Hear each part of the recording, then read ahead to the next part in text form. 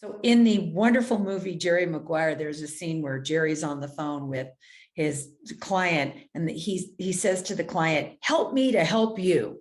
And so often I feel like I want to say that to CEOs and clients that I'm working with.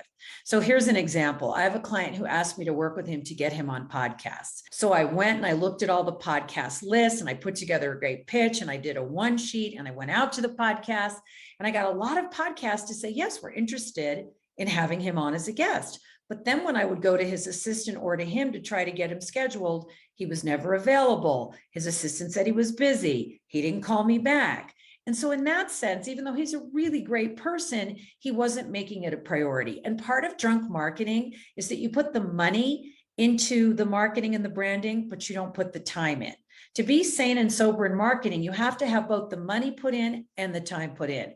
If either one of those elements are missing, you have drunk marketing. So if you've got the time put in, but you don't have the money for it, it's not sober marketing. And if you put the money in, but you don't put the time in, it's not sober marketing, it's drunk marketing. So I really want you to think about when you take these projects on for branding and marketing, can you commit the time that it will take to actually make them successful? In other words, when you hire professionals, whether it's someone like me who's a brand strategist and a CEO brand manager, or whether you hire a PR firm or whether you hire a writer, can you really make the time to let that person help you? Because if you can't, then you're just doing drunk marketing. So really think about that and really make the decision to let the time be available as well as the money. So we all assume we know what our customers want. We put it out there, in terms of our brand, in terms of the services we offer, the products we offer. But one of the biggest mistakes that creates drunk marketing is not creating that feedback loop, right? Not going back to your customer base and saying, tell me how that's landing for you. What are you liking? What aren't you liking? What improvements would you like to make? What changes do you want to see? Now, lots of companies will do the stay on the phone for the survey afterwards. But that's not what I'm talking about. I'm talking about a more one-on-one intimate connection with your customers where you really give them the space to tell you what they think.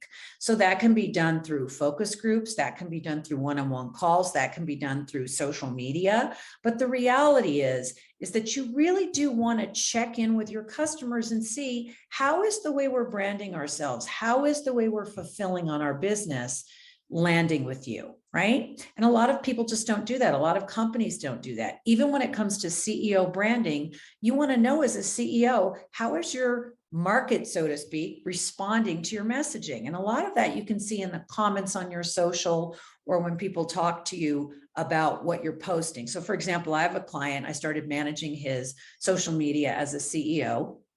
And one of the things that happened was he called me about a month later and he goes, Karen, I keep getting these calls from people and these emails telling me they love this thing that I posted. And I said, well, that's great.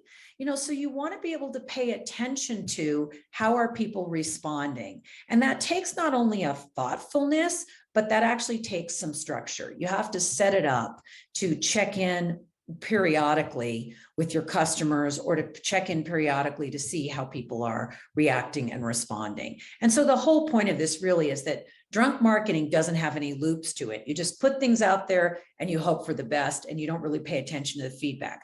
Sober and sane marketing is really about creating that feedback loop so that you put things out there, you test, you see how people respond, you make adjustments. You put things out there, you test, you see how people respond, you make adjustments. And so I want you to really think about today, do you have that feedback loop in place? Are you creating and have you created that feedback loop? And are you using it well? Because that's one of the keys to sober marketing.